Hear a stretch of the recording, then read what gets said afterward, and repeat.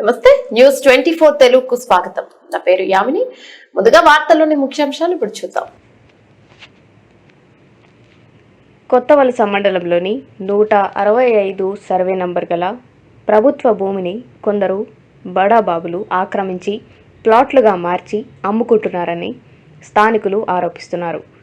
నిరుపేదలు సొంతింటి స్థలం కోసం అధికారుల చుట్టూ తిరుగుతున్నా ఫలితం లేకపోగా కబ్జాదారులు మాత్రం కోట్లు ఆర్జిస్తున్నారని మండిపడుతున్నారు. అధికారులకు వాటాలు అందడం వల్లే చర్యలు తీసుకోవడం లేదని ప్రజల్లో అనుమానాలు వ్యక్తమవుతున్నాయి.